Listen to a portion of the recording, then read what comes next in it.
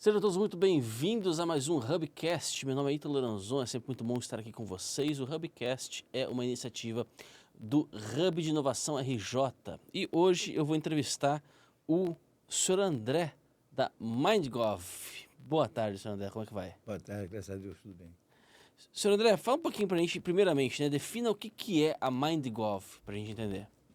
A MindGov é uma startup com um formato de GovTech. Então, eu sou um acadêmico, sou professor da Universidade do Estado do Rio de Janeiro, sou coordenador geral da área de pesquisa do Núcleos, que é o estudo das Américas, lá do Instituto de Filosofia e Ciências Humanas da UERJ, lotado na Faculdade de História. E a gente observou que a área pública nossa, ela tem dois problemas vitais, que são os problemas relacionados à saúde mental corporativa, quer dizer, dos seus servidores, dos contratados, dos terceirizados, um problema que aflige, basicamente, toda a massa cultural, desse nosso modelo de existência neoliberal, e principalmente das questões dos funcionários, dentro dessas empresas, mas no setor público também de forma exacerbada. Isso é um determinado problema. E o segundo é a tecnologia, uma ausência de uma tecnologia que pudesse auxiliar para que a gente tivesse um diagnóstico mais preciso e, além de um diagnóstico mais preciso, atuar de uma maneira mais eficiente, com celeridade, em escala, para poder atender essas demandas que pudessem amenizar, atenuar essa situação que é muito grave dentro das relações cotidianas dos seus servidores. Então, diante disso, a gente produziu uma startup, fizemos uma proposta no edital da Fundação de Amparo, de Amparo do Estado do Rio de Janeiro, que é a FAPERJ. Esse projeto foi aprovado, a gente depois, subsequentemente, teve uma aprovação numa etapa posterior, de um financiamento inicial, e estamos, nesse momento, desenvolvendo os aplicativos e desenvolvendo todas as formas que possamos validar, essa nossa intenção de uma maneira concreta com órgãos estatais. E já estamos, inclusive, avançando nesse processo de validação, já temos, portanto, contato com duas prefeituras, a Prefeitura de Saquarema, a Prefeitura de Rio das Ostras, e também a terceira, agora, que está para finalizar, de Niterói, onde as suas respectivas secretarias de Educação e de Saúde estão interessadas, já tivemos uns contatos iniciais, estão interessados que a gente apresente o aplicativo para os seus respectivos recursos humanos, para que a gente possa apresentar o nosso cardápio de questionários e, portanto, esses servidores, através dessas respostas, todas anônimas, vão gerar um perfil de diagnóstico institucional que essas secretarias possuem, e aí a gente, através da metodologia que esse aplicativo desenvolve com uma escala maior de inteligência artificial, a gente vai apresentar os diagnósticos para as secretarias que vão poder habilitar que as prefeituras, respectivas prefeituras, possam desenvolver para esses dois setores uma política direcionada a esses servidores, e a gente espera até que depois isso agregue uma possível política pública com os servidores públicos locais. Perfeito. Existe aí um estudo já em andamento a respeito da necessidade desse enfoque na saúde mental dos servidores? Já tem aí algum tipo de... já existe algum tipo de interesse, algum tipo de tracking aí a respeito enfim, da existência aí de burnout, imagino eu, algo nesse sentido, entre servidores públicos? A pesquisa ela vem sendo desenvolvida, inclusive por mim, que sou um coordenador de pesquisa de um núcleo lá do Estudo das Américas, e no caso específico daqui do Estado do Rio de Janeiro, na UERJ, há mais de 20 anos.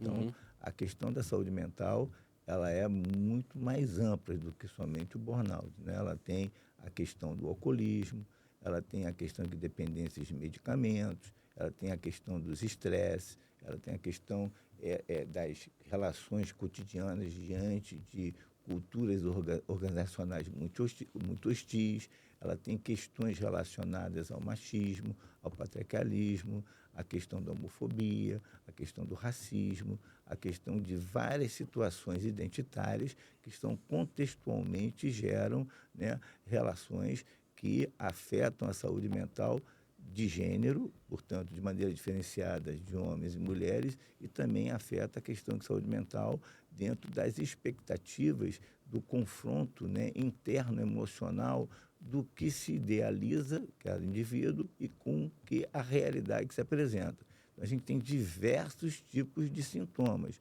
né? Então, essa pesquisa ela vem sendo desenvolvida na UERJ há mais de 20 anos, coordenada por mim, entendeu? A gente já tem, dentro do programa que eu coordeno, várias teses, dissertações que apontam em direcionamento dessa problemática, e foi isso que motivou, portanto, a criação da startup. Isso é a memória geradora. Uhum. Agora, a resposta, o feedback dessa memória, a gente foi para o concreto, a gente foi para o real.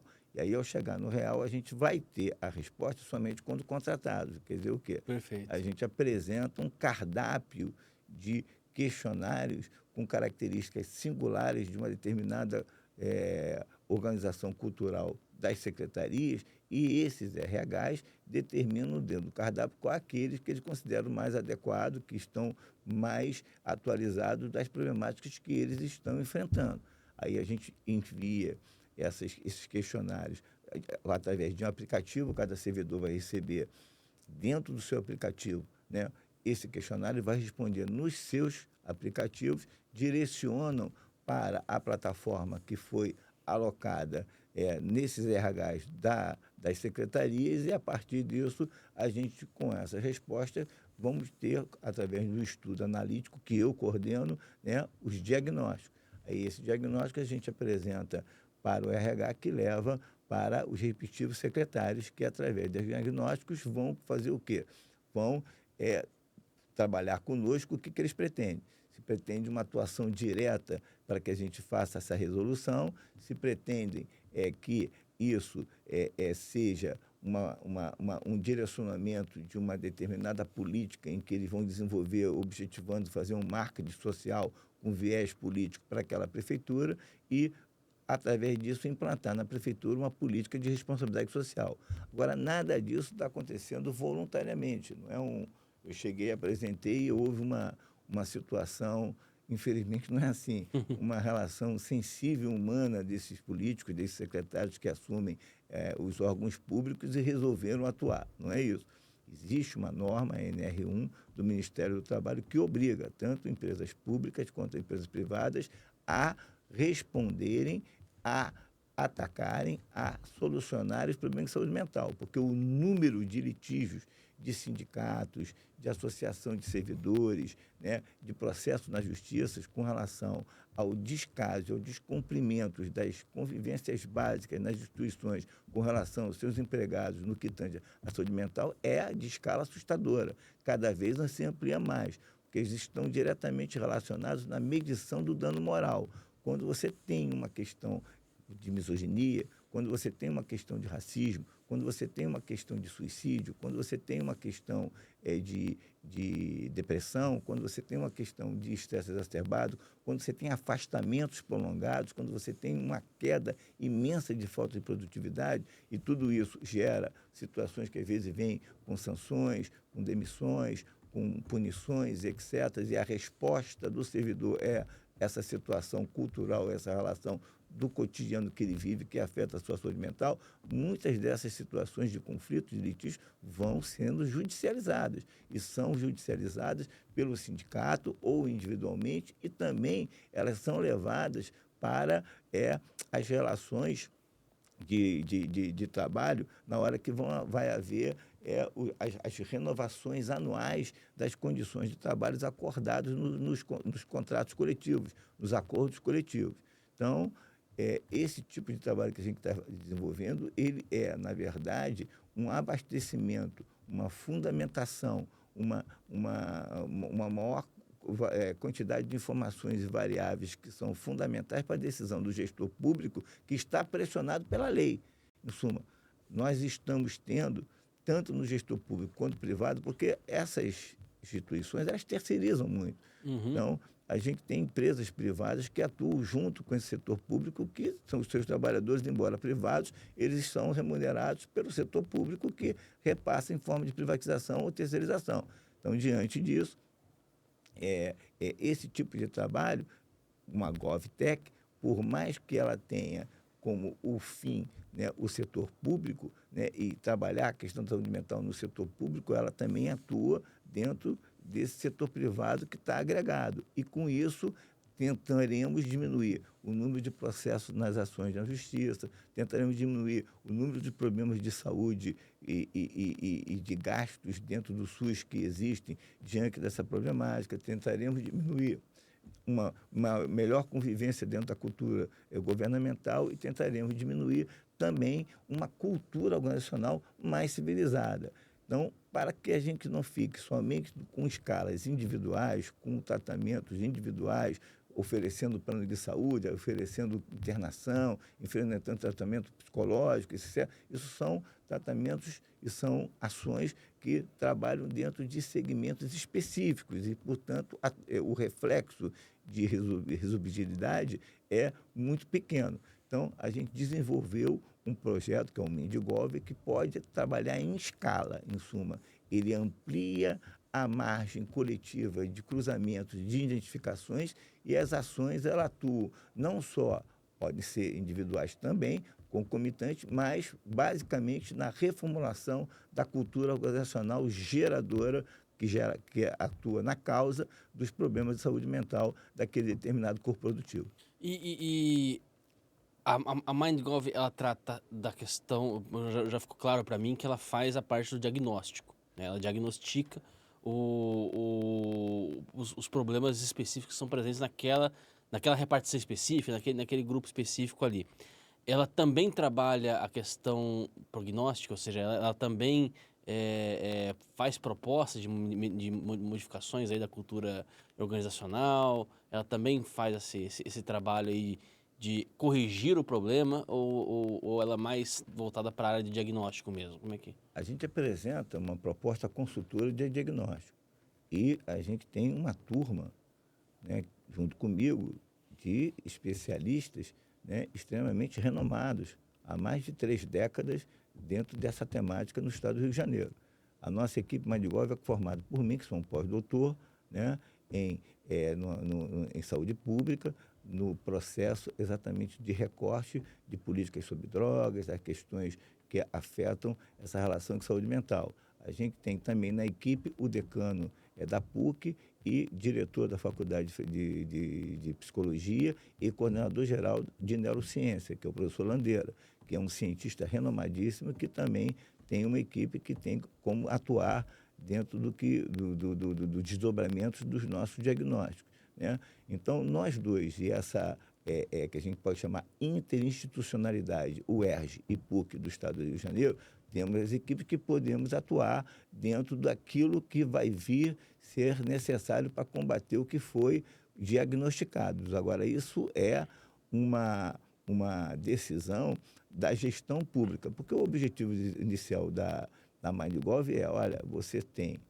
está aqui uma consultoria, fizemos, eles pagaram o serviço, está aqui o diagnóstico pelo serviço pago, e com isso vocês podem fazer um desenvolvimento de uma política de responsabilidade social, aonde vocês vão atuar com o marco social que essa determinada instituição pública combate o problema da saúde mental. Pronto. Satisfeito? Agora, vocês também gostariam de quê? Gostariam de trabalhar a própria instituição pública na resolução desse problema, ou vocês querem terceirizar? Porque muitas vezes o gestor público ele chega e vai ver aonde é que está a temática do problema e vai abrir um convênio com o SUS, porque eles têm uma possibilidade de fazer uma parceria, né, com o SUS, e aí a própria Secretaria Municipal de Educação direciona para que se resolva o problema.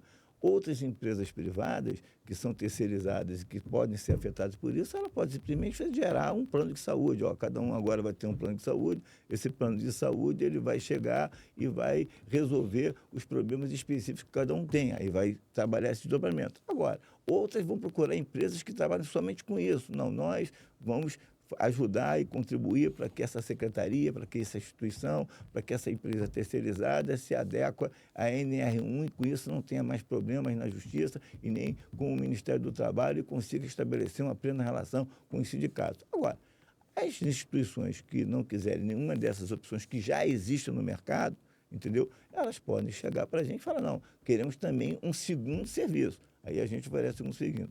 Objetivamente, que é importante a sua pergunta, é que nós criamos um produto que não existe.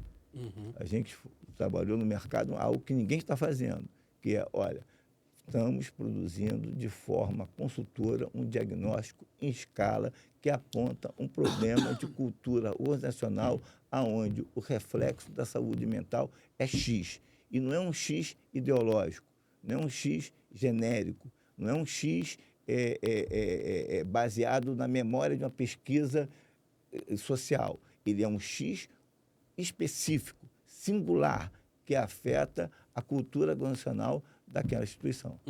Existe ali o diagnóstico, ele é concreto, né? Concreto. Você consegue, você não tem ali uma, como você colocou, o senhor colocou, né? Não é simplesmente a dedução em cima de, né, categorias sociais. Eu sou sociólogo, né? Então, Também sou, somos dois, somos nós dois. Os né? dois. Eu já me interesso, a hora que o senhor falou para mim, eu já me interessei sobre essa questão da tipos de cultura organizacional que podem gerar, né, podem fomentar patologias dentro do ambiente de trabalho, né? Isso é coisa que realmente, né, ainda é pouco estudado dentro da sociologia, né? Em geral, a gente estuda, enfim, outras coisas, né? Sim. Mas, enfim, eu acho interessante isso, porque o projeto do senhor, realmente, ele apresenta, só reforçando, né? Ele apresenta um relatório concreto, ou seja, ele dá, de fato, isso aqui é o que tem de singular no seu ambiente. Falamos com pessoas reais, né? Pegamos relatórios, depoimentos reais das pessoas, e isso aqui gerou uma visão concreta do que tem ali de problema naquela repartição específica. Você, só para complementar o que você está colocando, é fundamental diferenciar conceitos e categorias. Então, a Perfeito. gente não está dizendo que vai desenvolver uma política pública, porque a política pública abordaria toda a coletividade. E a gente também não está dizendo que vai resolver um problema específico daquele colaborador ou daquele servidor ou daquele contratado, porque isso é uma situação singular que aquela pessoa, de uma maneira isolada, teria.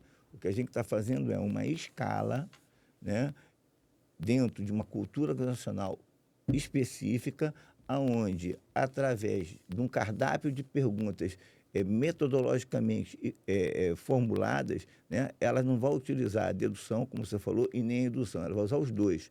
Ela utiliza o pensamento dedutivo, que é a lógica dedutiva, a lógica indutiva, e através de uma escala, ela vai gerar o seguinte: os alvos são esses, e aí direciona.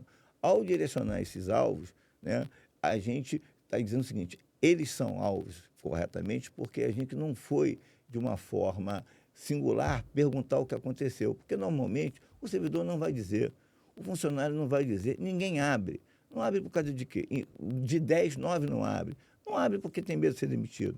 Não abre porque tem vergonha. Não abre porque tem desconhecimento. Não abre porque a gente tem um preconceito de imaginário sobre doença mental muito grande. Então, geralmente, a gente acha até o nome, porque, na verdade, não é doença mental. Eu estou falando doença mental porque a categoria é conhecida como... Isso é doença emocional. Então, o nosso problema é que os problemas emocionais não são ainda, na nossa cultura, levados de uma maneira muito objetiva e a sério. Eles são transportados para uma categoria de mental. Esse mental é associado no senso comum como maluco, como distúrbio, como algo fora, como marginalizado, apartidizado. E com isso você não consegue, na pesquisa, né, identificar o verdadeiro sofrimento, porque isso é uma doença de sofrimento. A gente está falando de sofrimento humano. E o sofrimento humano, ele tem viés muito claros, né, de a gente identificá-los. O viés do sofrimento humano, quando ele é dito por quem sofre, ele tem distúrbios também na sua expressão, porque a pessoa está colocando, mas ela pode colocar que o viés do sofrimento que ela tem é por culpa do sistema, é por culpa do pai, é por conta da mãe, é por conta do patrão, é por conta do colega, é por conta de todo mundo, do externo, menos dentro do buraco interno que ela quer esconder, está lá guardadinho. Entendeu? Então, a gente tem uma dificuldade do que se é exposto, porque o que é exposto não é uma fonte primária absoluta, ele é uma fonte primária subjetiva em que quem passou essa fonte primária, que é o que sofre, né, muitas vezes tem dificuldade até de passar aquilo que está sofrendo. Ele sabe identificar que está sofrendo. Então, nós criamos uma metodologia de cardápio onde a gente vai primeiro identificar essa fonte primária que aborda o que sente. Agora, no diagnóstico, a gente trabalha em escala, né, o direcionamento para que a gente atue no que se sente e também na busca da investigação do vazio gerador daquele que sente. Então, há um processo dedutivo realmente, indutivamente, e vamos ao alvo do que você perguntou. Ele trabalha a realidade daquela empresa. A gente não tem uma visão, uma escala melogâmica. Vamos produzir uma alternativa de saúde mental e que pode ser implantada numa política pública. Não. A gente vai pegar um determinado número de funcionários, de um determinado número de secretaria, de um determinado número de institutos e trabalhar especificamente aquilo. Como nós somos, como você, cientistas sociais, psicólogos da área humana, e trabalhamos a questão da contextualização, a gente, obviamente, vai pegar aquela parte isolada, real, com o diagnóstico, mas temos todos também os componentes analíticos para quando a gente apresentar o diagnóstico, colocar, olha, o que foi apresentado, digamos assim, matematicamente na pesquisa, é isso. Agora, o contexto cultural que essa empresa tem, ela necessita disso, disso, disso, disso. Aí, na segunda fase, se ele quiser que a gente também atue na resolução, a gente está aberto a isso. O senhor vai me permitir entrar um pouco mais nessa questão, que eu acho muito interessante. Como é que é feito, né? Qual que é assim, talvez o aporte teórico, né, que permite fazer essa relação entre... Eu identifiquei, por exemplo, que naquele grupo de pessoas ali, na repartição de pessoas ali, existe X casos de alcoolismo, X casos de depressão, X casos de ansiedade, etc., né? Como é que eu consigo vincular, num grupo tão pequeno desse, né, a existência desses casos, por exemplo, a uma cultura específica? Como é que eu consigo identificar essa cultura específica organizacional dentro daquele ambiente e dizer, bom, essa cultura organizacional específica está causando ou está piorando esses casos? Assim? Existe esse... Claro, na psicologia existe, tudo se trabalha com uma questão chamada estima. Perfeito. Né? Então, se você tem um olhar de baixo autoestima, né, você vai gerar informações e compreensões A. Se você tem um olhar de autoestima, você vai gerar uma situação de olhar B. Então, quando a gente tem respostas em que você detecta que o olhar A é hegemônico, significa que a cultura organizacional, ela incentiva, ela pressiona a baixa autoestima dos seus colaboradores. Se você já tem um outro olhar que está dentro de uma resposta, que está numa perspectiva de visão B, você vai ver que aquela cultura organizacional ela já possibilita a autoestima. O que é baixa estima e autoestima? A baixa estima é o que a gente poderia chamar o menor valor de si. E o menor valor de si é quando se tem sistemas extremamente desopressivos, sistemas extremamente robotizados, sistemas extremamente controladores, sistemas extremamente desumanos que fazem com que o outro, que é o ser humano, fique submetido a situações de constrangimentos e situações de ataques, de desvalorização intensas. Então, isso, evidentemente, vai ser uma proliferação de situações de saúde mental, enquanto que no outro, né, você vai ter um ambiente que possibilita uma libertação maior para o que a gente chama de desenvolvimento humano. Nós estamos sempre se desenvolvendo, nunca vamos chegar a um ponto ideal, porque o importante é o processo de crescimento que nós vamos desenvolver, que consegue fazer a conexão entre o que a gente chama na sociologia do social, do coletivo e o individual, que é o nosso autoconhecimento.